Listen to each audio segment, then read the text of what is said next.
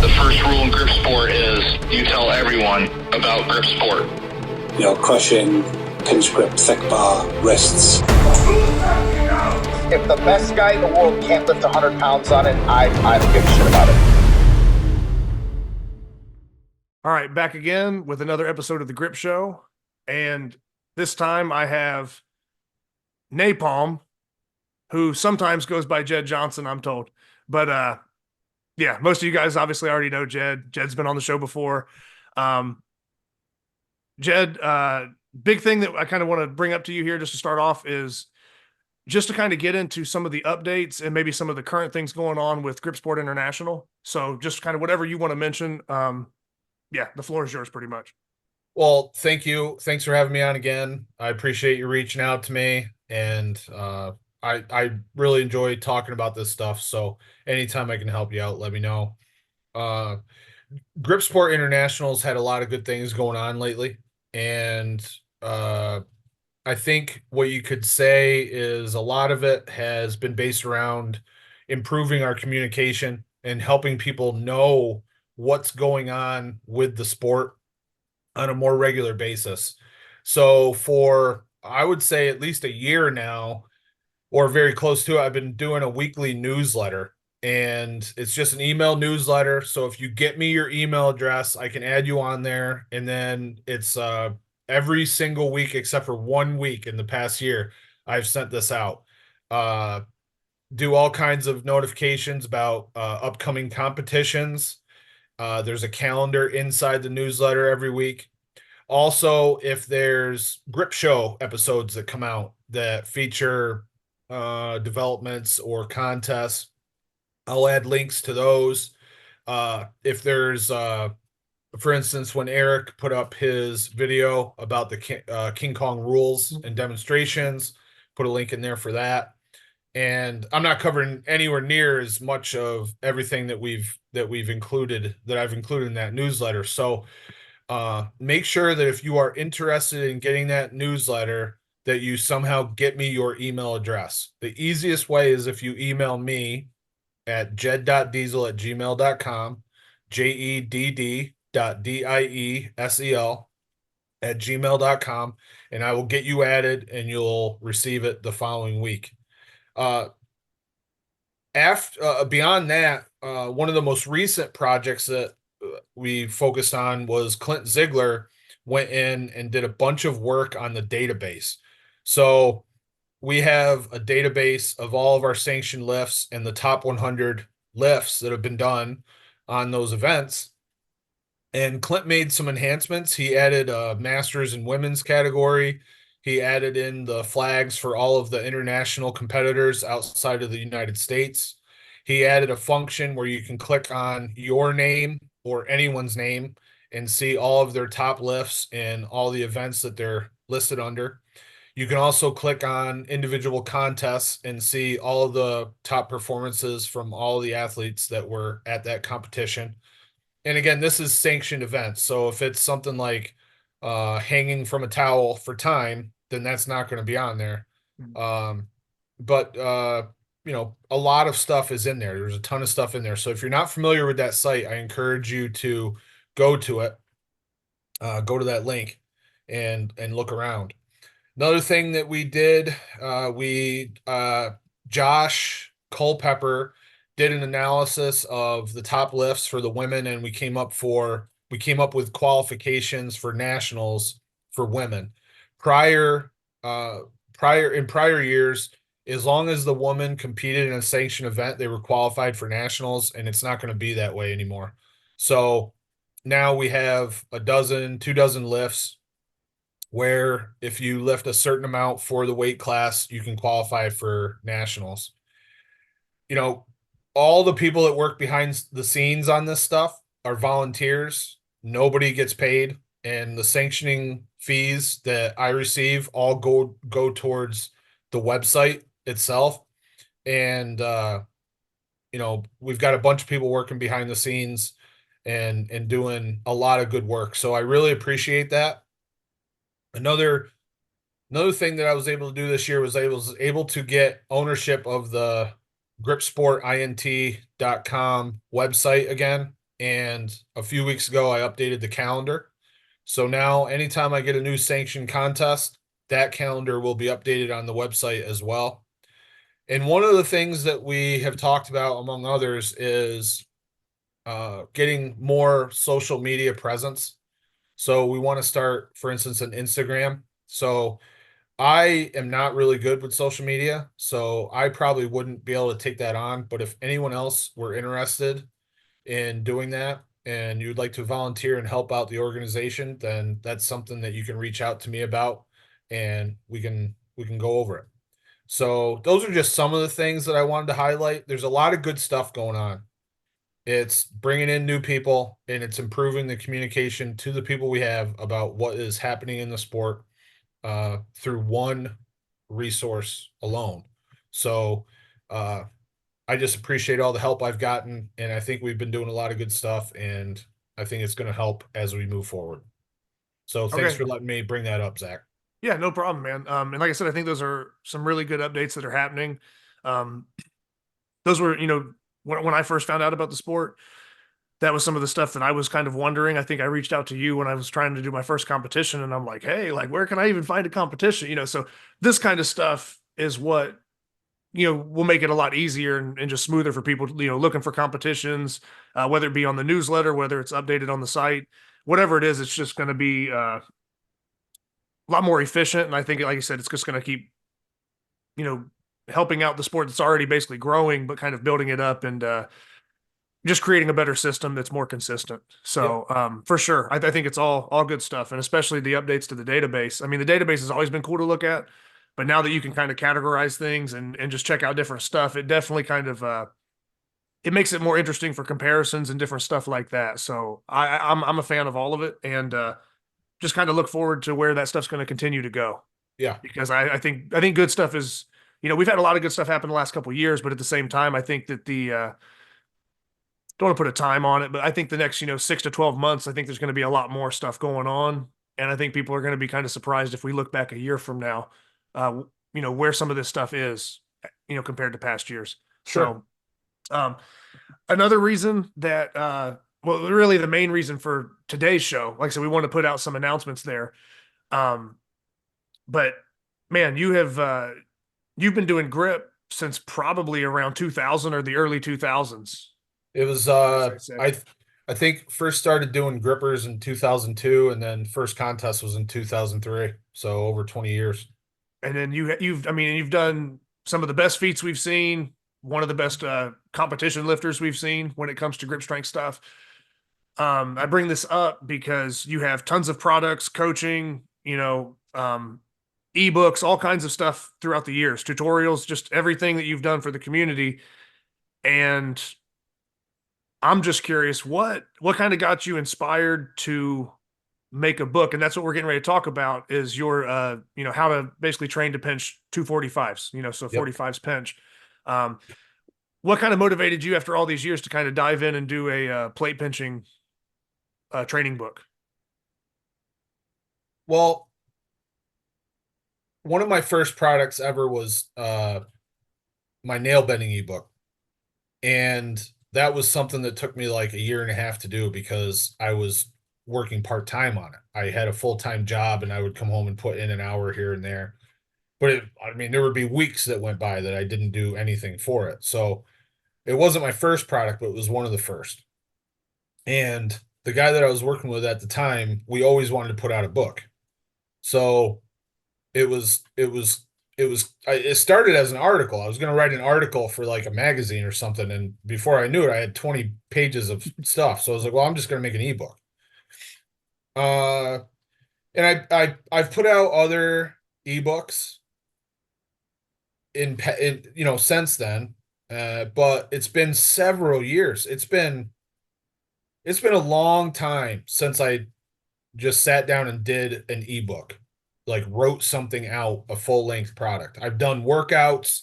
I've done very, very short products that were somewhat written, and I've done the cheat sheets for some of my products, which are kind of like at a glance training references that'll help you track your results in the workouts that I put out. and I've done programs and everything, but it's just been a long time since I wrote an ebook. And this year I found myself with more free time where I was able to sit down and devote major allotments of time to writing. And I said, I think I'm going to do this. So I had started it maybe a year ago or maybe a little bit longer. I started writing it. And when one of the things I did was I sent out a newsletter and I asked people for questions because I figured it would help me write the book. And what I did was I stuck that into a Q&A section at the end of the book, and I answered, I think, every single question that I was sent. But as it turned out, like there was some repetition, but pretty much everything that they asked about, I already covered. So I was pretty happy with that. And writing isn't hard for me, but it's finishing a finishing a project is the hard part. I'm a really good starter. Finishing the project is what's tough. So this is just yet another product that I started and I didn't finish right away. So it's a lot easier to start and do a video project and get that published than it is to write something, because I'm very critical of my writing and I have to reread stuff, and OCD as far as that's concerned. And had to rewrite a few portions of the how to pinch 45's, 245's, but I was happy with how it came out. And I think I pretty much covered everything that someone would need in order to do any pinching, really. The stuff that you'll learn in the ebook will help you not only with pinching 245's, but also if you're just starting out, it'll help you pinch 225's or 410's. Or if you're working on the blob, it'll help you lift the blob. A lot of the stuff the concepts are applicable to pretty much any one-hand lift, and many of them are applicable to two-hand lifts. So it'll help you with the Euro, the flask, Saxon bar, all that stuff. So it's a resource I'm pretty happy with. Took some time, but I had the time and I got it done. So Yeah, man. I was gonna say, I just kind of read through it here recently, but for anybody wondering, I mean, I think it's low 100s as far as how many pages. I mean, it's over 100 pages. I mean, it got over 100 pages because of the Q&A. I think it would have been in the 90s without the Q&A. Yeah. But like for most ebooks, I mean, you see people throw stuff up and maybe it's, just 10, 15 pages. It's a program. This is very, very in-depth, and you have everything, from honestly, one thing I like that you did in the book was you basically kind of set the table by kind of naming, just terms from strength training or strength and conditioning world in general, just to let people know, like, hey, when I say specificity, this is what I'm talking about. Little things like that. So, I mean, you really start very detailed in the beginning and then kind of work into, hey, this is the language you're going to be seeing, and this is why you're going to need to know this later when we get into the pinching portion of it. So I really liked that as far as kind of how you approach things in the beginning, because, there's a lot of us in the sport that have good technique or have an idea of technique, but not too many people approach it from that like long-term, been in the game kind of a strength coach. You know what I mean? Kind of I don't know. I guess just a lot of the words and the way it's described. Yeah. It's not approached as professional as it could be. Yeah. And the way that a writer writes, like the diction, the word choice, it's real easy to talk over someone's head and then it ruins the experience and they're not able to get what you want them to get. Because I'm putting this product together to legitimately help people with their training. So I didn't want there to be a bunch of terms in there that people were unsure about. So I was like, man, I should probably clarify some of this stuff. So that's why that section's in there exactly. And you mentioned like there's ebooks out there that are like 10 pages long. It always used to bother me when like marketers back in the day, like in 06, 07, would put out like a 10-page ebook and then charge $70 for it. Like, yeah. I don't know, man. I can write 10, 15 pages in one day. So it better be some damn good information to Oh no, for to have sure. that kind of asking price. So um yeah. And then another thing I like, and you've done this with past books as well. And I did like a little product review of like Lift the Blob, Yeah, you or did a a great job with manual that. for I that. appreciate it. Um, but very similar to that. I mean, there's so many people that I've referred to that book that I think ended up getting it. And it's just because there's so many questions where it's like, man, they want to know about this type of blob or that. And I'm like, hey, the only reason I even can give you this info is because this book. You should check Yeah. this book out. But you've always done a good job of having the pictures to go Yeah. along with everything. And you did a And really good job on that's a this big one too. reason why my how to pinch 245's is 100 plus pages, is because I did incorporate pictures into the ebook, because you have to be able to see what is going on in order to be able to do what I'm talking about. Because I think I included something like 10 different types of negatives for Yeah. plate pinching, and I don't know if those have ever been defined before anywhere, but they just kept coming to me. Well, you can do this a little bit different, and it's gonna, this will help you work up to 245's, or this will help you work beyond 245's. Uh, so the pictures were a necessity in order to have that visual.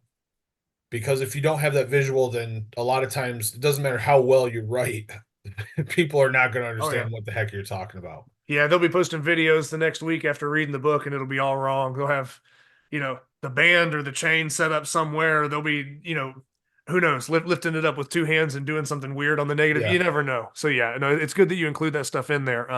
But I've always been a fan of that way of, kind of you like I said, you putting the pictures with the techniques and kind of displaying that the best you can.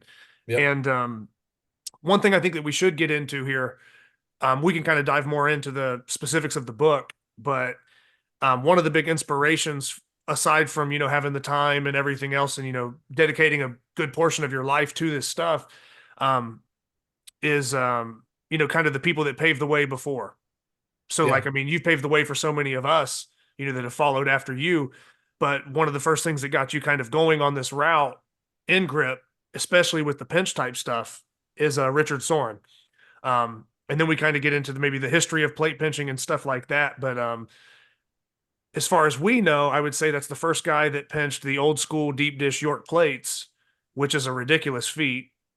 And then you're the first person to then follow up, years later and then do, Oh, double double deep dish, but both hands at the same yeah. time, Yeah. and stuff like that. So I think it's important because I really think that it's really quite possible. I mean, I'd have to go maybe run through the internet a bit and look, but I want to say the last interview that was really a full length interview based on grip, I think was that Richard did was on the show with me, and and I like the fact that you kind of mentioned kind of how you gave your tribute at the North Americans and stuff, because that's when that news first kind of dropped and things of that nature. But I like the fact that like I said, you the same way that any of us that are in the sport after you would credit the guys above that paved the way. You've always done the same thing. And like I said, yeah, Richard's one of those guys that, whether it was with the Captains of Crush 3,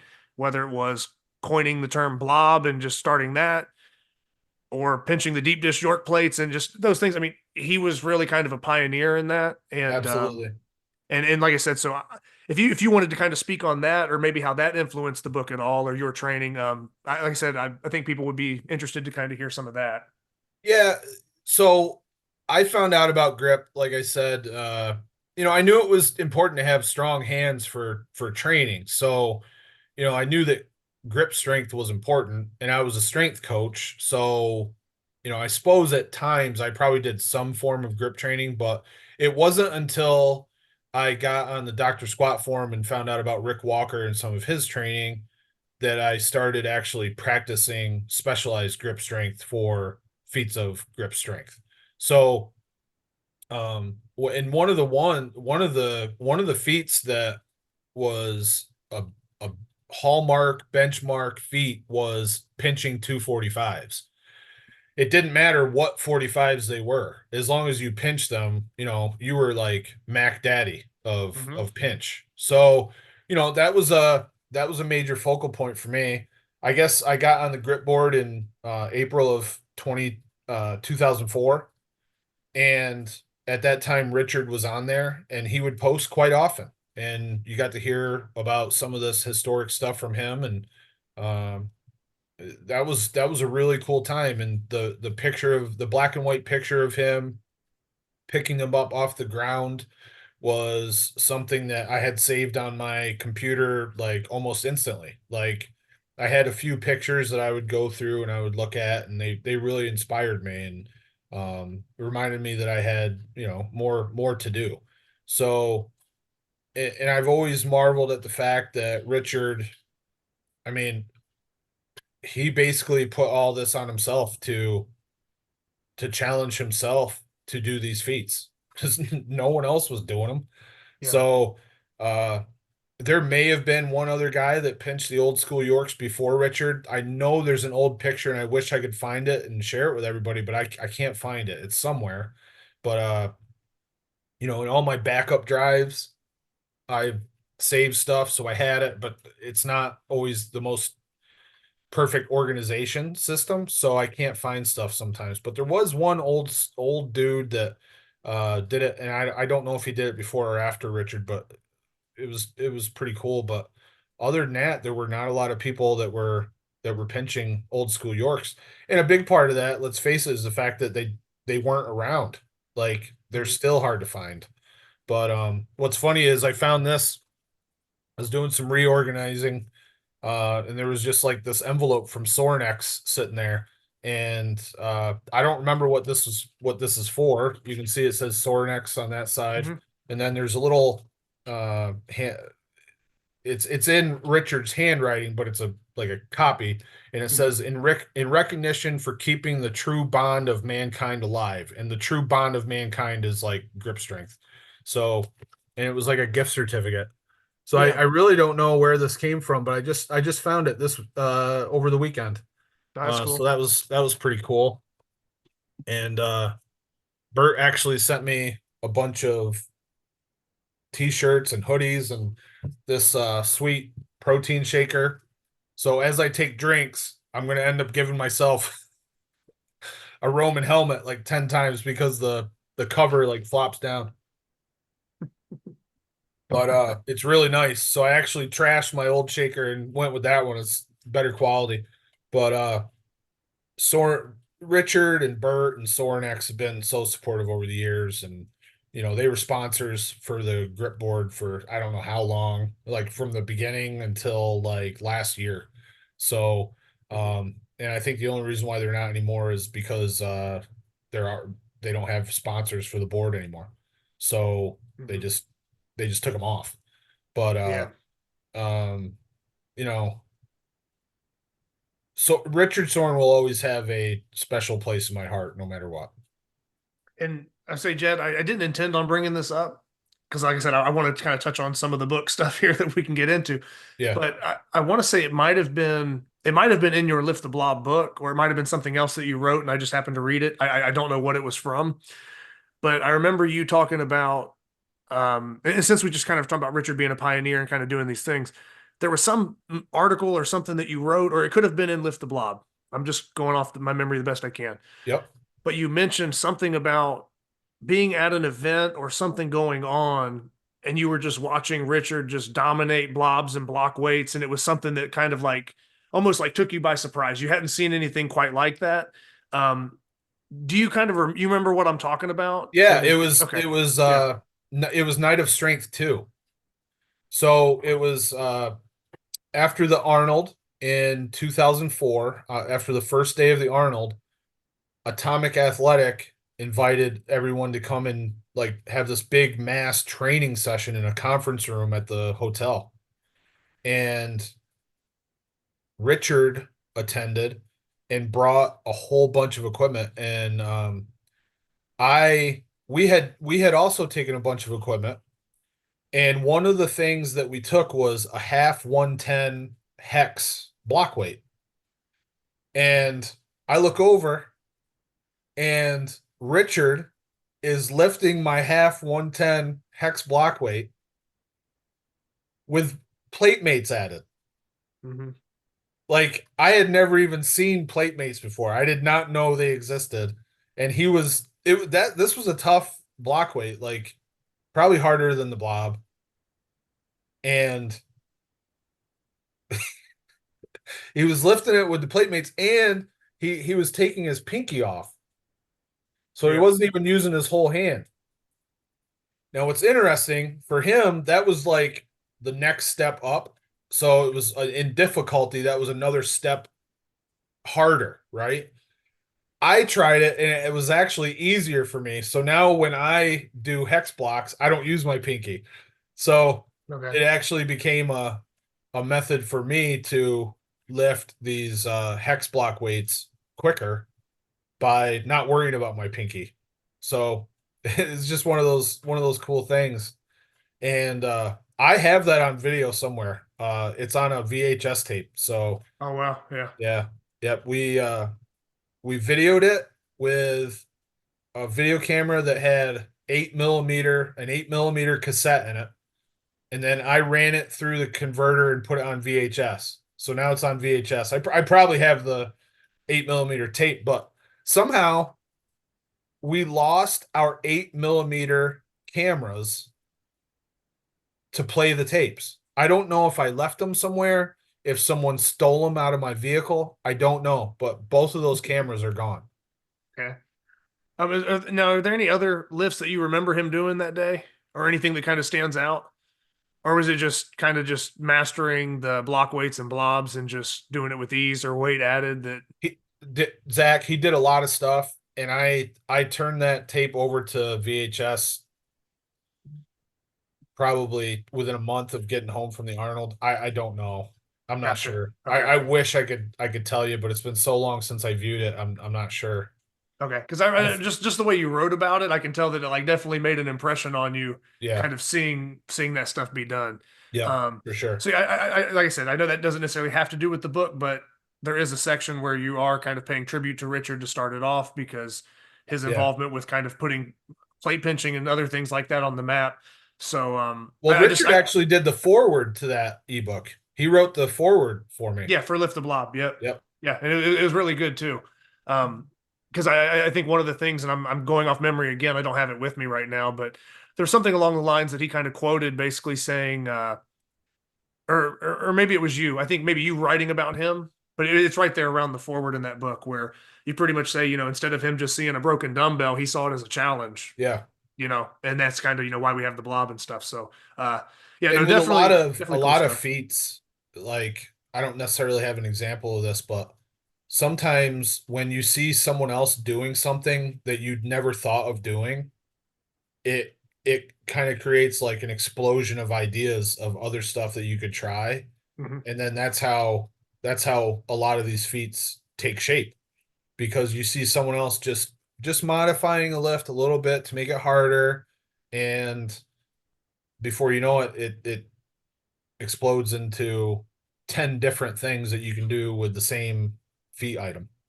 Yeah, and I could be wrong on this, but you'd have a better idea than me.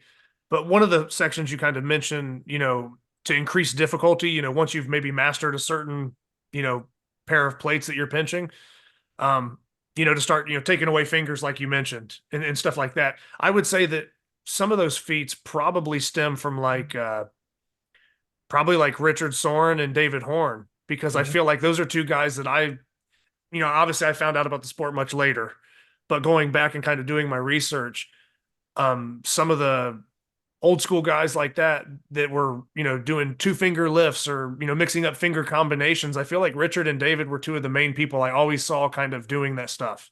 Yes, absolutely. And even if you go back to the grip board gallery and some of the training sessions that Rick Walker had at his home garage gym, some of the things that Steve McGranahan, who was just on the show a couple months ago, Tommy Heslop, Dave Morton, the things that those guys were doing were, light years ahead of what I was doing. So that was a whole series of more inspirations that I got very early on in my grip career. Yeah, it just seems like it was meant to be. I mean, as far Yeah. as what you saw and then maybe who was around and what you got introduced to. Yeah. But yeah, no, definitely glad it worked out. Like I said, and things are where they are now. Um, but yeah, is there anything else, kind of moving forward with the book that, like I said, we made a mention of kind of like you creating a little bit of a, I guess like a, index or glossary where, you're kind of defining some of the terms before you get into it. Is there any way that you maybe wanted to kind of summarize your approach with the book or how you kind of went about it? Because I mean, I know you start off with, obviously different technique things, and there's a lot of technique stuff in here that there's people, maybe pinching plates, but they're not thinking about all the things that you're writing about in here. And they could probably be a lot farther ahead than they really are if they, Absolutely. a lot of things with this sport. And a lot of us know this is if you don't know, you don't know. And that's the biggest thing. And it just takes so much time to figure it out. And you'll do something. I think I mentioned before we started filming that I had a pair of just mismatched 35s when I was, really new to grip, and I had spray painted them. So they were super slick. And I never even really thought, other than chalking your hands, I never really thought to chalk the plates or that the paint would be an issue or that they Yeah. didn't line up right or anything. So a lot of the stuff, like I said, sounds like it's common sense, but I remember looking at so many other people when I got into grip and I'm like, man, they're pinching 45s and I can't even budge these 35s. And I had like the worst pair of 35s ever to train on and just Yeah. had no idea because I just, I didn't realize that, not all plates are equal pretty Yeah. much. So you cover so much of that in here that I think, yeah, now I know it. So I can read this and be like, yeah, I know that. I know that. But at that time, it probably would have saved me at least half a year training Yeah. stuff. I probably would have been pinching 45s instead of struggling with some slick 35s and not knowing what I was doing. So I like one of the things, basically when I was writing the book, I start out with brainstorming. So I just, okay, I got to include boom, boom, boom. And I write down one word, enter, one word, enter. So it's like one or two words. And I go through and until, I dedicate maybe 10 minutes to this brainstorming. And then I just go back and start writing like, okay, I'll write about this right now. So chalking. So, start writing about chalking, and, chalking is it's like an art. It's like an art form. And my chalking technique has changed dramatically from when I first started out to now. And, when I see people take a block of chalk and write on the plates with the chalk to chalk it, I just like, it's like a instant red flag that they don't know what they're doing. So that's a very poor way to chalk. And that's exactly how I used to chalk back in the day.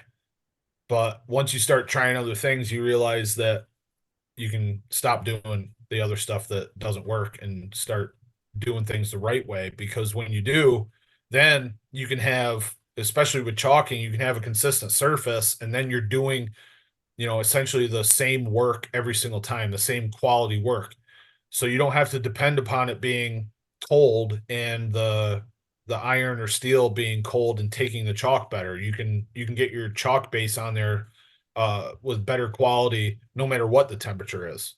So yeah, I think there's like 5 or 10 pages just on chalking in the ebook. yeah, something like that. Cause yeah, I mean, you cover things from chalking. You talk about, just finding different, plates, some have a beveled edge, some fit together better. So, Yeah. there's a lot of stuff just, as far as like the difficulty like you said, if anybody pinched any 45s, it was a big deal. Mhm. But as we know, more time or you get your hands on more plates, not all plates are equal. And you really kind of break down different things to look for, different techniques, when selecting a certain difficulty of plate to approach that might save people time as well. Sure. Because if you're not pinching the, I guess, the easier 45s or whatever, then you don't need to be, I don't know, smashing your head against the wall trying to figure out, something that is maybe out of your reach.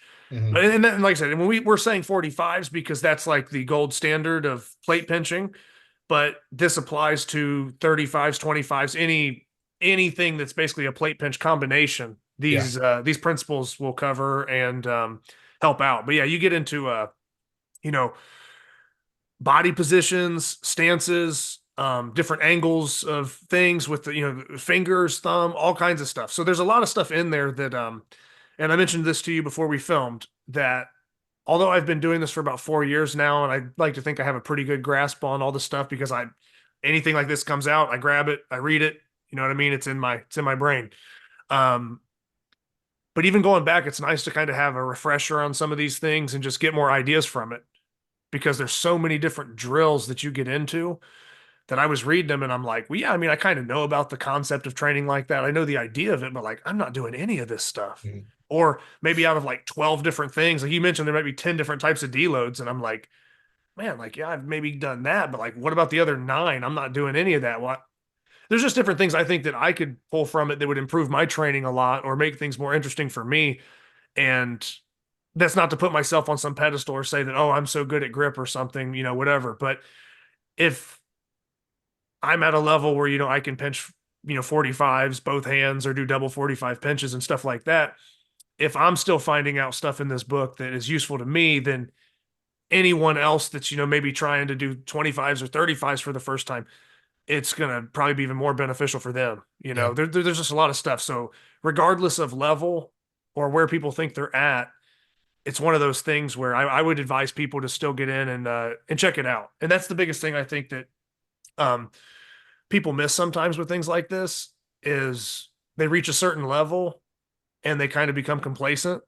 And even if their level is like rock star, you're awesome, you're one of the best people in the world, I think people make a big mistake when they just assume that they kind of, I probably already know all that, or it doesn't matter because I'm doing this anyway. So why look into it? It's like, well, same thing you mentioned earlier. You just get ideas, there could be somebody that's one of the world's best plate pinchers, and there's some ideas in here that they probably have never done or even thought about. Yeah. And who knows what happens when they get their eyes on that and read about it, or where are they going to go from there? So Right. from the day one basic lifter to some of the best plate pinchers in the world, I think that they can pull something from it. And that's just my honest opinion. You know what I mean? I wouldn't even say it if it wasn't. So that's how I view the book. So Yep. Thanks. Yeah. But yeah, is there anything you wanted to touch on as far as maybe, I know we're kind of just glancing over some of the sections and kind of just giving a little bit of a rough, like, I'll say like overdraft of it, whatever. But is there anything that you wanted to maybe talk about that people could, I don't know, maybe something that would grab somebody's attention, or maybe some things in here that are a little bit different from other training books that people might see, or, I don't know. Like I said, it could really be any detail that you feel comfortable covering. One of the things I've noticed about people when they're new is they essentially just bend down and try to pick the thing up. And there's a lot more that goes into that. So that may look like what I'm doing when I go through a medley, for instance, but there's actually like a checklist that I'm going through in my mind. And I don't have to go, okay, number 1 is this, number 2 is this. I've done it so many times that it kind of just flows. Mm-hmm. But like just the way the plates are positioned in front of you and how they relate to your body, there are so many adjustments you can make to optimize your body angles and the plate angles in order to make the lift mechanically more sound. It's kind of mind-blowing. And when I have a coaching client named Joe that came down from Massachusetts, and I had been working with him for like 8 months, and I came down and just made some slight adjustments that resulted in PRs for him on some of the lifts that he was doing, just because he wasn't aware of how important these little minor adjustments are, but they're really, really impactful. And what's cool is once you figure out how to master these angles, the positioning and things like that, it's actually applicable to many other lifts that come up in both grip sport competition and when you're doing other feats. So, that's what makes the book such a good investment, is it's applicable to so many different things. Yeah, a comparison I would probably draw to what you're saying right there is we've all seen somebody that just grabs a hand gripper, doesn't have any idea how to set it, and they just try to basically TNS it, Yeah. or the set is just garbage and it's not even really a set. They're touching it with their other hand, but it's not Yeah. really a set. And then you just see how bad it is, and then you realize like, oh, once that person actually learns how to set, you just see where their level goes just off technique. Yeah. It's the same thing. A lot of people are walking up to things and grip, and they're just thinking, well, just reach down, pick it up. Yeah. And like you're saying, essentially the same way one would set a gripper, which is very mechanical and detailed. You know what I mean? If you're really getting into the specifics of it, there's a lot of these lifts are the same, or a lot of feats are the same way. They have so many little nuances to them. Yeah. Don't get me wrong. Are there 300 plus pound giants that can just walk up and do some? Yeah. Okay. Maybe, but they're the exception to the rule. You can't base your training around the exception to the rule. Yeah, you just can't exactly. do that. So, like I said, I like the fact that you cover those things about, just how to position your body, how to get your body engagement involved in the grip to make that stronger and stuff like that, because it is more than just squeezing your hand or, just go up there and pinch on it. So yeah, no, you got to use your body. It's it's grip, it's testing your hand strength, but you're lifting that with your body. There's a lot more involved than just the hand tension. Yeah. So like I said, I just think that's one of the most important things in the book that I would say is just dialing in on all those details that get overlooked. And just like I said, I don't want to cover too much. I mean, I did just read it and I have a lot of stuff fresh in my mind, but like I said, I don't want to go to where I'm just like reading everything off or just spilling everything verbatim off the pages. But yeah, I just think that that's the stuff that it's the equivalent to someone just grabbing a gripper with one hand and trying to TNS it and they have no idea what they're doing. And that's the same way that most people approach a plate pinch, an inch dumbbell lift, or whatever. And they don't even really think, they don't think about that other stuff. Mm-hmm. So that would be a benefit if you buy this book. That's another benefit that you're going to get that doesn't just carry over. Well, I don't care about plate pinching. It's like, well, maybe you have other goals that aren't even pinch related. There's still something you could probably pick up technique wise or body position wise, or just training methods. Well, what's interesting is when I got involved in grip sport in 2003, in the United States, there was actually much more emphasis on feats and getting on records, feat records lists, get your name up in big lights on the grip board. More interest in that than there was in competition at all. These days, when people are training for grip strength, I would say more of them are training for competition than they are for feats. It's almost like it's almost shifted 180 degrees. So if you've heard people say, well, I don't really care about pinching plates, it doesn't surprise me, because they pigeonholing is not the best word to use, but they have specialized their training towards the competition lifts and they haven't spent time on the feats. And I think the feats is what gave me my foundation. It's what made me so well-rounded, because I was able to train on many different feats, many different widths, many different size handles. And the emphasis was on getting good at doing those things first. And then competition started, and I was able to parlay all that experience into performance in the sport. So, and then once I started specializing on the sport, then I went from finishing in 6th, 7th place to 1st, 2nd, 3rd. So there's definitely value in training for feats like this, because it'll make you well-rounded. Not to mention the medley, like Eric talked about a week or so ago with the rankings.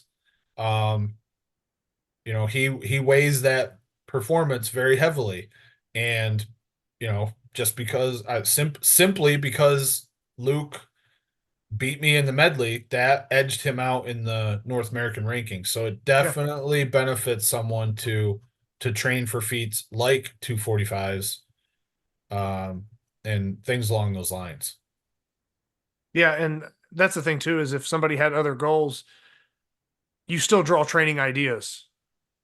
You know, I mean, whether it's plates or not, you're still getting an idea of like how to position yourself, what kind of things you should be thinking about, and there's just a lot of carryover, is the best way I could put it. Mhm. Although it's a book about plate pinching, I'm one of those weird people where like I could watch somebody play basketball and then I can like relate that to fighting, or I could watch somebody do a different sport and relate it. So we're Yeah, still talking the same sport. We're talking about grip, you know. yeah, Um, but even within that, even if it's a little bit of a different discipline or different lane, to me, there's a lot of things in here that are still going to carry over and give good ideas for any training endeavor you're doing.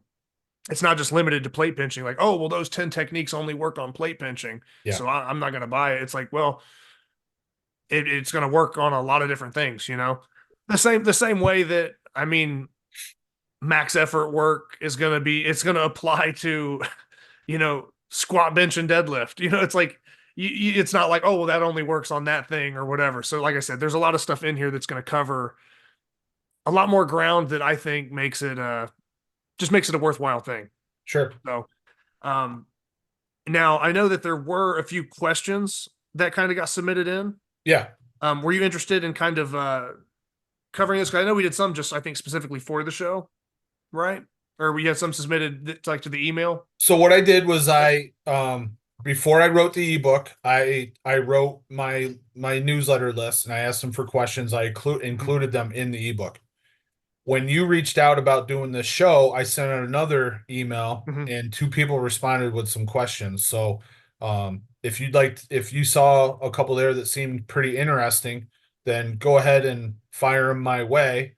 And what I'll do while you're looking at that, I'll bring up the list on my end. And if there's anything that I think applies really well, then I'll highlight them. Okay. Yeah. Really, like I said, out of these questions here, one I think that is kind of cool because it kind of touches on the history stuff, I guess. But someone had asked, you know, they wanted to ask about Brian Shaw pinching Paul Anderson's 45s Yeah. in the episode that was on the History Channel for the strongest man in history. Um, but just some general questions that they had was, you know, kind of like, do you have any idea of like when plate pinching started, or who? I mean, I know we mentioned Richard maybe pinching the deep dish Yorks first, Yeah. but I assume that there was probably some people just messing around plate pinching and stuff. I mean, and you know, I don't know who would be the best to ask on that, you know, as far as like weightlifting historian type stuff. But yeah, is there anything that maybe predated that were other 45s, or is Yeah, there anything that comes to that's a mind? really good question, and unfortunately, I only know what I experienced Hmm. in basically on the grip board, and predating Richard Soren, I really don't know. So I don't know who the first person was to, take on that challenge of pinching plates. Yeah, I wish I did. It would be okay, interesting, but someone that might know better on that would be like a Brooks Cubic or a David Horn. okay, yeah, David Yeah. Horn would be a good one. And honestly, I've reached out to James Fuller a couple times for certain things, and he sent me like, I think I asked him something about a hub lifting question one time, and he was sending me like articles from these like old magazines that were like in the 30s or something. I don't know, it was something crazy. Wow. But Yeah. but James Fuller is usually pretty good about some of that historical stuff as well. So Yeah. A lot of yeah. people that enjoy reading are a lot of people enjoy reading. I don't enjoy reading. So I haven't read a lot of books. You know, John Brookfield, for instance, put out Mhm. two books Yep. in like the 90s, and I read them in the early 2000s. So he would be someone that probably would know more about that. Uh, for all I know that Brookfield and Richard Soren were friends, so maybe Brookfield turned him on to it, but I really don't know. I don't Yeah. know the exact origin.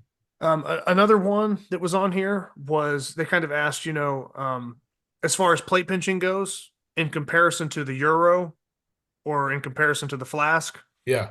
Is there any kind of rule of thumb for certain weights to basically say, if you can lift X amount on the Euro or Flask, you should be able to pinch lift 245s? We see this with the inch dumbbell where someone says, hey, once you hit that 100-pound mark on the wrist wrench, you're probably in the ballpark for that Right. inch dumbbell lift. Is there anything in your mind on maybe the Flask or Euro that kind of would indicate if somebody had those things, but maybe they didn't have a pair of good plates to pinch? What kind of number would you that's say? really an interesting question. With the Euro, it really depends on what technique you use because the one hand Euro pinch was an event that was contested somewhat regularly, especially around like 2012 to 2015. But what happened was people started beginning the lift with the back end of the pipe up against their leg, and that makes it much easier to lift the weights. So if you keep it clean and allow for just incidental contact, then that's one thing. But if you are propping the back of the pipe up against your leg, it's going to enhance your lift tremendously. So it's kind of a form of bracing. What I have a much better example regarding the Flask. So Luke and I found that if we were able to pinch 110 pounds or more on the Flask, then on that given day, we were generally able to pinch the 55-pound plates on that same day. So that was like a 1-to-1 comparison for the Flask and 225 kilos, 255 pounds. And I would say, and just from personal experience as well, I would say that's pretty accurate, that 1-to-1 ratio for the Flask, even though it's set up a little different. I think with the weight stack being lower on the pin, you still kind of get that same feeling as a similar height, to where you're not getting some excessive tilt like a carabiner or something. It's still pretty fixed for the most part. Yeah. But yeah, I would say most of the time when I was lifting like anytime I've ever been able, around 90 pounds or over 90 pounds, I'd say, yeah, you're pretty much good for the 45s. And then with I had one day where I want to say when I was pinching on the Flask, I kind of just was messing around with it. Didn't really have any expectations for the training session. Mm-hmm. And I got up to around 100 pounds on the Flask and lifted it pretty easy. Yeah. And I was like, oh, okay. Maybe now it's time to roll out those pancakes, the two 50-pound standard pancakes. And then once I kind of rolled those out, that was the first time I lifted those. Wow. So, awesome. That's a good lift. That's something I haven't done. So the only time I've ever broken those off the ground was when we brought them in from the back of a truck and they were cold and sweaty, and I was able to get them off the ground, and I've never done it since then. Luke has, and I think Clint has. Those guys were the first two, and then I did it after them. Cool. I don't know of anybody else. Like I said, you got to have the plates to try it first. That's the big thing with that. They're not in everybody's gym, but yeah. But if we go by those numbers, I would say it still kind of supports what you're saying with kind of a 1-to-1 ratio almost on the Flask, to where if you're creeping up on that 90-pound range, as long as you have a decent pair of 45s, that's not like oily or glossy, like just a ridiculous. Unless they're just a ridiculous width or the texture is just garbage. If they're decent, fairly regular 45s, I would say if you get into that 90-pound range on the Flask, I would say pretty similar. The Euro might be a little different just because of the width can vary. It might depend on what kind of width you're working with there. It'd have to be similar to your plates. That's a good point, dude, because on the one hand Euro, I would pinch at 64 millimeters. So that was all the inserts inside the steel plates. Mm-hmm. And all the times that I did two-hand pinch world records on the Euro, I was either on 54 or 58 millimeters.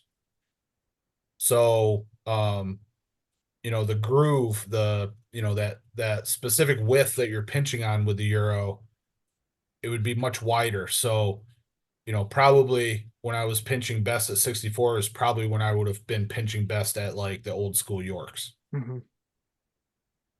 And then I guess another thing to mention here would be with these questions is, basically aside from the original old school York plates, the deep dish ones, are there any other plates that are tracked? Are there any other plates that you're aware of other than saying like, oh, well, someone lifted calibrated plates? Calibrated plates have become more common nowadays. Yeah. So we kind of have an idea of who's pinching those. And if guys are pinching 55s these days, it usually is calibrated plates. You Mhm. know, it's the reds or the 25 kilos or 55-pound plates that are out Yeah. there. Um, but yeah, I guess it's a decent question because in my mind, it's like that's that gold standard. Oh, the old school deep dish Yorks. Like you mentioned, other than that, I feel like if you can just pinch 45s, now granted, they're not all equal, but I don't know that there's necessarily any specific brand or any other benchmark that really gets tracked or credited like that. Other No, than, oh, it's these are definitely narrow not on the or, grip board. Like it's always just Yeah. been you did 45s, you're on the list. Yeah. The deep dish really got notoriety because of Richard Soren. He Yeah. spoke about them, and I got my first set from Dave Morton. He gave them to me for free. The next set I got from a strength coach at Juniata. I traded him a set of plates. So I'm in like almost nothing as far as an investment. But these days you have people, everybody's trying to make a buck. So it's hard to get a hold of old school Yorks. So because they are so rare, I think that's a big reason why they're tracked separately, but it's not tracked on the grip board. People Yeah. might have, if I go by memory, you got Richard Soren, whoever that guy is randomly that shows up in an old magazine, couldn't tell you what his name was. Me, Chad Woodall, Gil Goodman, and Yuha Haryu were the main people that I knew of that pinched old school Yorks. Now, Brian did it in that video. I don't remember if Eddie Hall did. Do you know? I think Eddie did. I think he missed it the first time, and then he did come back and do it. Okay, So so he did do it. that's 8. I don't recall, but for some reason I think Tim, help me out with his last name. Tim Connors. Tim Connors. I know that he did the Rogue plates. Yes. For some reason I think he has also done the old school Yorks. Okay. So now we might be up to 9. Although I could be wrong on that, but I for some reason I think he has done them. And that brings up another idea. If there is another set of plates that there's like a list being kept around of people pinching them, it's probably the Rogue deep dish plates. Yeah. I was going to say, Jedd, I could add one more name to that list that pinched deep dish Yorks if you want me to. Okay. It's probably someone that's obvious and I'm totally forgetting their name. No, it's not that it's obvious. Well, it's obvious, but it's funny. You'll get it. Joel Dirks. Did he get them? Yeah, he's pinched some old school Yorks. I think not maybe within the last 3 to 4 months, maybe. Oh, I think. I don't know. But I'm not sure. Yeah. Sorry. But yeah, and I don't want to go down. Yeah. So that's 10. That's 10. So but the list is about 9 or 10. Is I was trying to think of other people as I was going, but that's the only one that stood out in my mind. Mhm. Yeah, Chad Woodall. I think of course, Chad Woodall was the first to do. I was the first to do a set in each hand. Yeah. Chad was the first to do a farmer's carry with a set in each hand, and then I did that eventually. Yeah, I guess I missed the Joel Dirks video. But yeah, like I said, that'd be the only person I could add that has done it. Other than that, yeah, I think it is about limited to that, 9 or 10. And if we even wanted to, just, give or take a couple and say maybe there's a few out there we missed, we're still talking. I mean, a very, very low number of people that have done it. And then, like you said, and I'm sure there's more people that could have done it in the past had they encountered a good set. I mean, I'll tell you right now, dude, Badr Alawadi, he has a set that are super slick. I could not get chalk on those things, and I couldn't even break them off the ground. Okay. So all plates vary. I mean, that's something that people have to understand is all plates vary. I cover the variables of that I wanted to identify or that I was able to mentally come up with to identify. but like some plates are just super slick and will not take chalk. And to be able to pinch them, you need to have that raw horsepower that very, very few people have.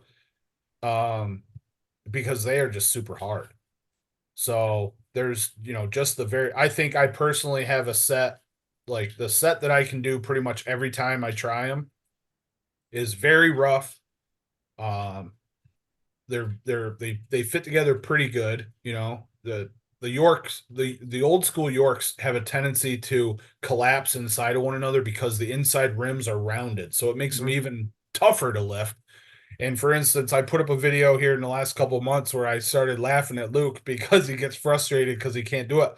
But because they're so wide, you have to get in a position where your wrist is extended extremely far.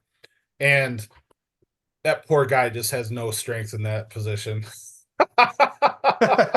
Yeah, but he's so strong at pinching in general, though. Dude, he's so strong. It's He's crazy. so good at pinching. He's so good. Just another thing there. When you were in Dubai, yeah, and you maybe saw those plates, was that the same time that Lane was over there? Can you recall?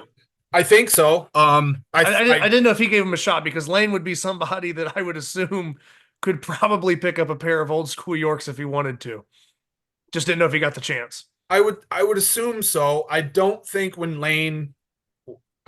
that time in 2018 with Lane, I don't think he was on top of his game. So he wasn't peaked or anything. And frankly, I was injured and I couldn't do anything until like the last day to speak of. Nothing I was doing prior to that was anything to write home about. So it was kind of a lackluster trip as far as feats are concerned.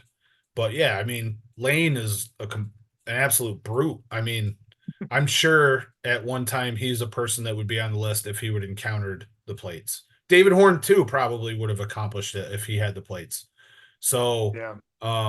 There's lots of people. Like I said, there's lots of people. The list is short, but part of the reason that list is short is because those people didn't encounter the plates. Yeah. And I think if a lot of people did encounter them, they're still, for the reasons you mentioned, the rounded edges and other stuff like that, they're still probably one of the toughest pairs of plates to pinch. Yeah. In that fashion. So I mean, the list may grow some if people are introduced to it, but it's not like, oh, if everybody had them, they'd just be coming up all the time, because it takes a very, very, very, very small, percentage of people ever that even have like the anatomy for it. Yeah. Let alone the training or the time, whatever. So I mean, it's still pretty rare and just a super prestigious lift. So I don't want people to think that like, oh, well, the list is just short because the plates aren't out there. And it's like, you could throw those plates in front of everybody. Yeah. The list will grow, but it's not going to like, oh, 500 people did it. No, like it's still an extremely, just high level thing. Yeah. I mean, but like the day that, the day that Gil Goodman and Yuha Haryu lifted them, that was,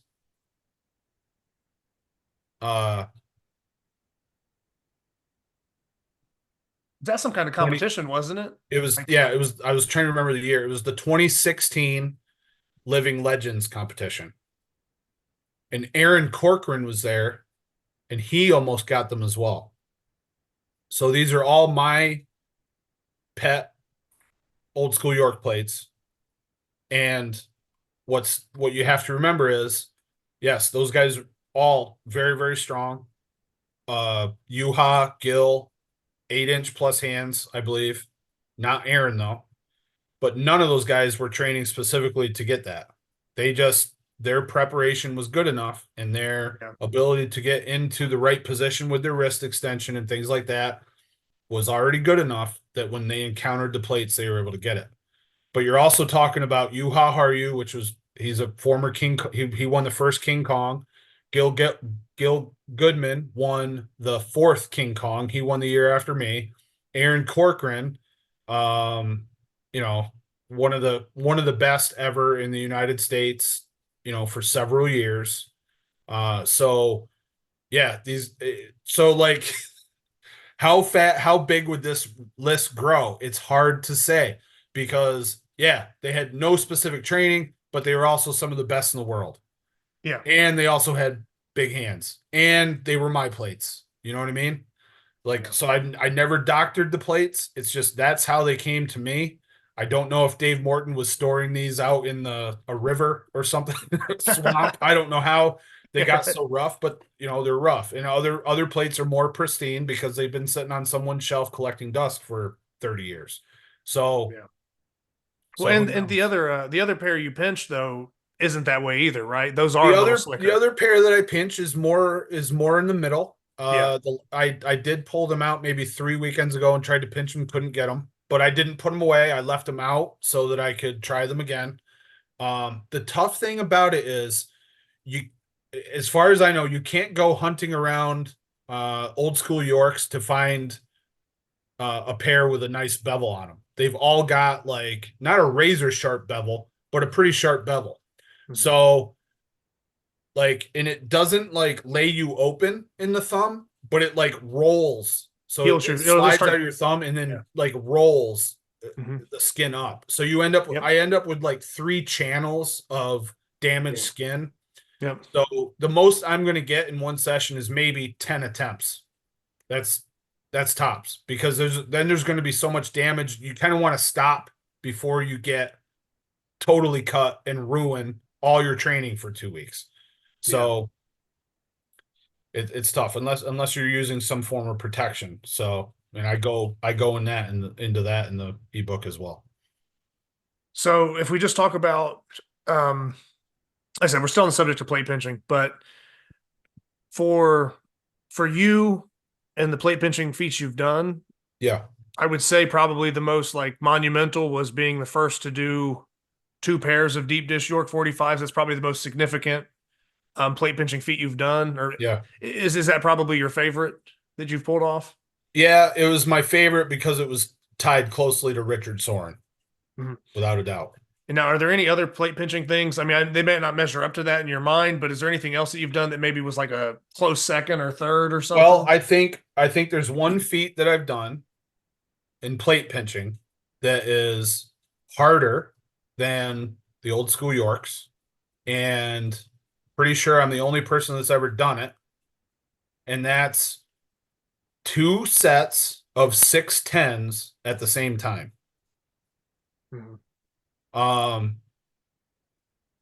You have to have very large hands to pinch 610s. There are many people in this world that are enthusiastic grip training aficionados who will never pinch who will never pinch 610s because of their hand size.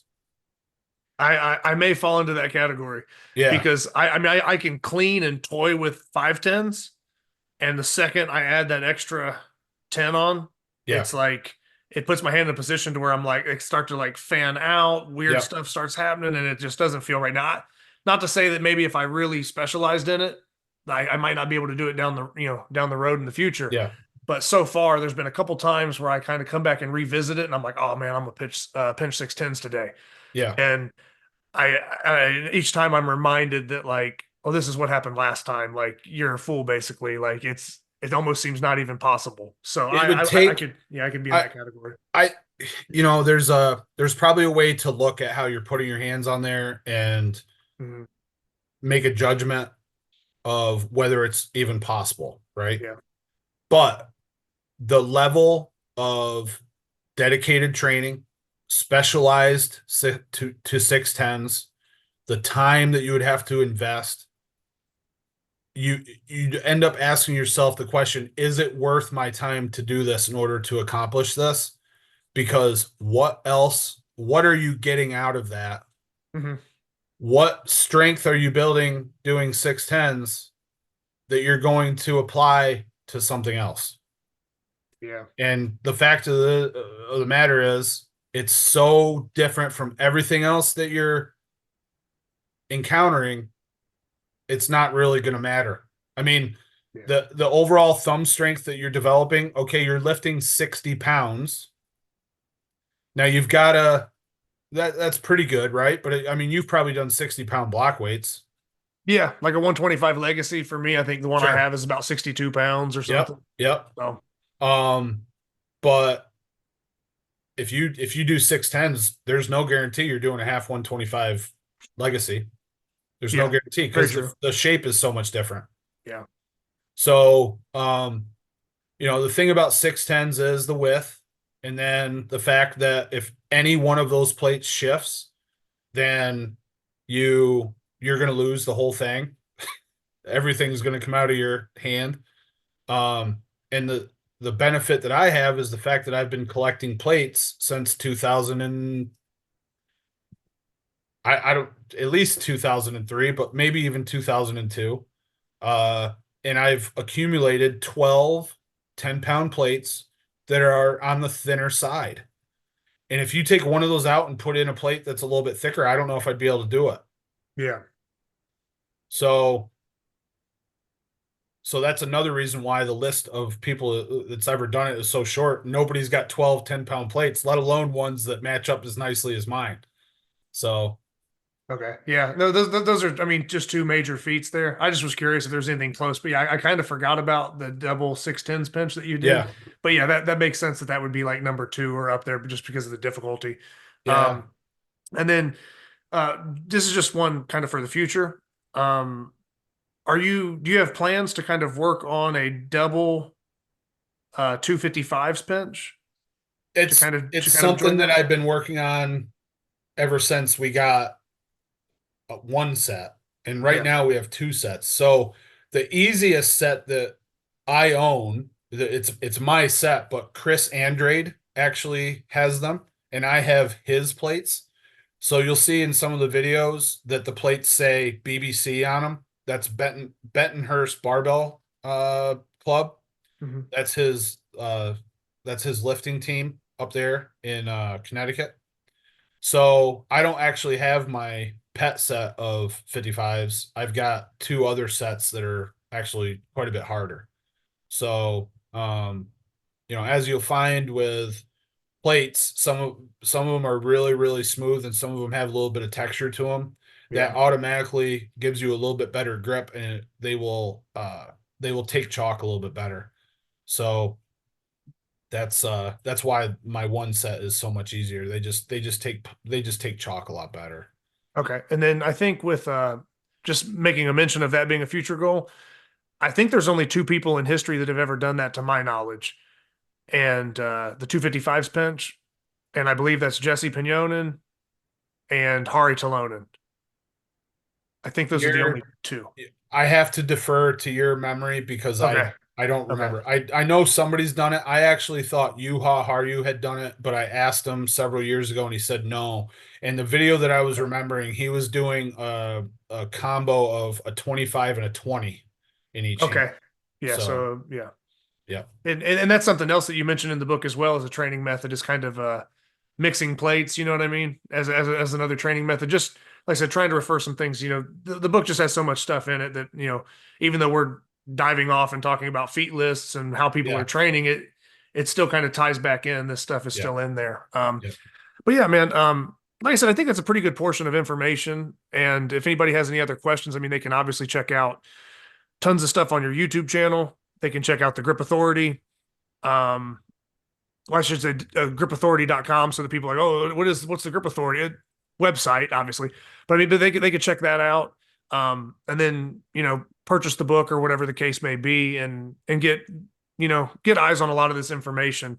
Is there anything else that you would like to add about the book or any kind of like closing statement maybe for people? Well, I think a lot of times you don't know what you don't know. So you don't realize how much you're not aware of when you're new. And even people that have been doing stuff for years are not aware of some of the technique points. They're overlooking them. One of my skills is I can watch someone do something and I'll see what they're doing. I can see what they're doing with their technique, and then I can take little bits and pieces of that and apply it to my training. But sometimes people can't do that, and I think I can do that because I've been trained as a strength coach for so long that I had to learn to do that because I was tested on it, and I'm constantly going to seminars and stuff where you've got to pinpoint like different technical cues and things like that. So, it's like an engineer that can look at something and see why, or a mechanic that can automatically know what's wrong with your vehicle just by watching you drive it, right? Mhm. There's a timing belt that's messed up and, you're going to blow your engine or whatever. So, you don't know what you don't know, but I went through great lengths to put everything I could think of into the ebook so that you would find out what you didn't know.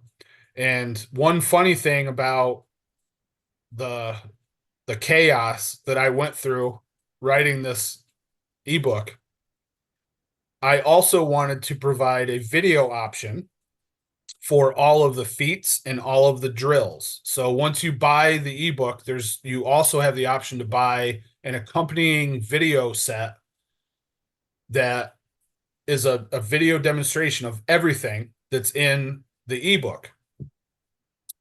Well,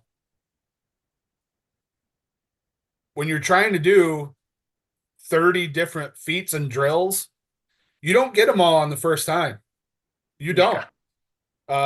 So I have a habit of, I want to line the plates up perfectly. So I kick the back plate. Well, I kicked the back plate so many times that I ended up bruising the joint of my big toe.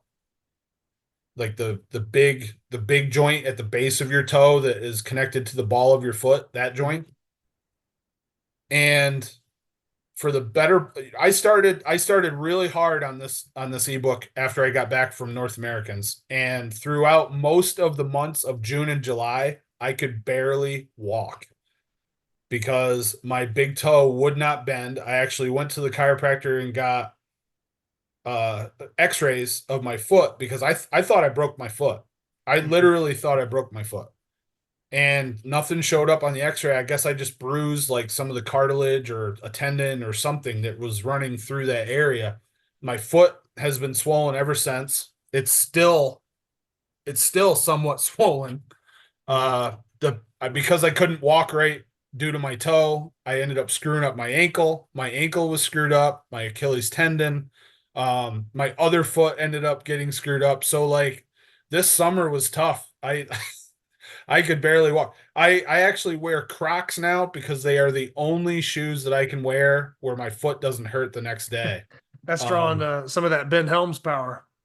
Yeah. I feel like a lot of his videos he's lifting in Crocs. Okay, I'll clarify because I don't want to steal any thunder from Ben.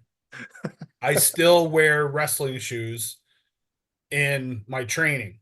I actually retired my old wrestling shoes because the pinky toes on both feet were popping out and I was snagging my feet on stuff and that was not fun. So I got a new set of wrestling shoes. I wear those for training, but because there's almost no padding, it hurts if I'm walking around and I step on a stone or something like that. Yeah. So to clarify, I wear Crocs around the gym, when I go to the store, go to the movies, whatever, hang out.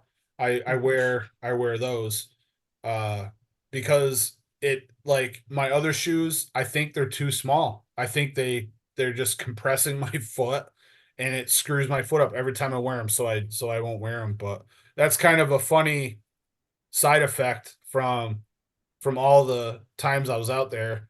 Like I train grip in the afternoon on Tuesday and Thursday, but I was doing sessions in the morning to try to get all these feats done. So I was trying to wear the same shirt so that it looked like I was doing all this stuff on the same day. But if you look at the background, like there's plates against the cage and they're all different. And then there's a bar in the cage one day and it's like 10 inches lower the next day. So I was like, what am I obsessing about this shirt? It's probably time for me to wash this shirt. So by the end, I was just wearing whatever shirt I wanted. But yeah, that was quite an experience walking around. People thought I had gout. They're like, "Oh, you got to get these green pills. You got gout." I get it every few months. I'm like, "No, dude. It's not gout. It's from kicking these plates." So, yeah. But that's about it. I don't know. Yeah, but yeah, I mean, there's actually one of the first features I ever put up on thegripauthority.com was how to pinch 245's. I shot that in December of 2010. And that is still up on the site. And I invite people to check out the gripauthority.com wealth of knowledge there. And I'm actually looking at relaunching it here pretty soon. So stay tuned for that, or join right now and get access to all 14 plus years of information that's on the site. But check out the ebook. It'll help you out big time. And I can tell you that the level of detail that I go into for, information on YouTube is nothing compared to what I put up on the Grip Authority. So hope everybody considers joining. All right, man. Like I said, I think that should pretty much wrap everything up. And thanks again for, like I said, coming on the show. And thank you for having me, dude. Anytime. I love it. I hope people don't get tired of me talking.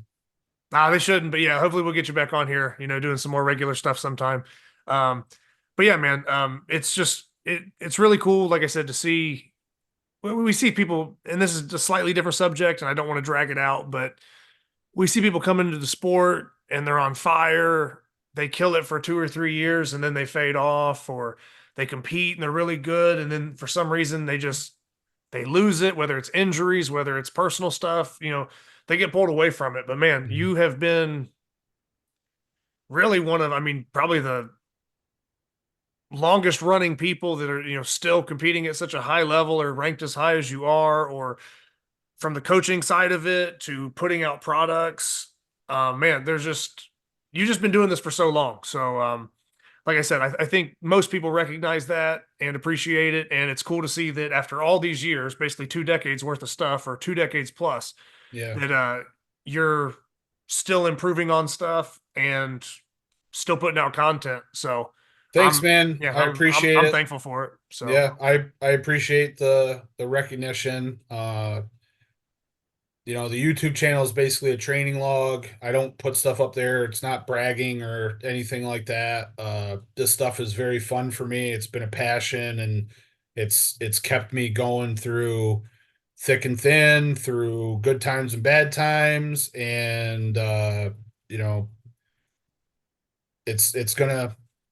plan is to keep on going. So stay tuned. All right, man. Yeah, no, hey, that's good, man. Like I said, we'll sign off with that. But yeah, thanks again, Jedd. And like I said, anybody wants any information, check back in with Jedd, whether it be email to newsletter, whether it's reaching out on some form of social media or something. But yeah, from the websites, social media, emails, real easy to get a hold of the information or buy products and stuff like that. So I'll just throw out with the Grip Sport weekly newsletter that I don't market my products to that newsletter. I think I may have included it for the 245's ebook, but I do not, like, in the system, you got to check a box for every individual list that you're going to market to.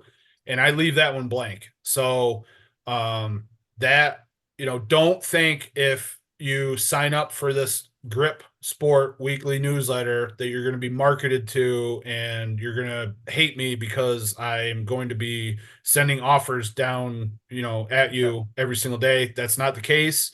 That list is primarily there for communication about Grip Sport International. Okay. Yeah, no, that's a good point. Yeah. So yeah, with that being said, check out the product if you're interested, and I think anybody that gets it should see an improvement in their game. Like I said, especially if they're newer, but like I said, I think it can apply to all lifters. Veteran lifters as well. So thanks, buddy. Yep. Another solid book. And like I said, I'm happy to read it and take what info I can from it and apply it to my training. So hopefully some other people will do the same. Thanks for the support. Like I said, until next time, Jedd, like I said, I'll see you on the Grip Show in the future, I'm sure. But all right, for now, like I said, we'll just sign off with that. Thanks.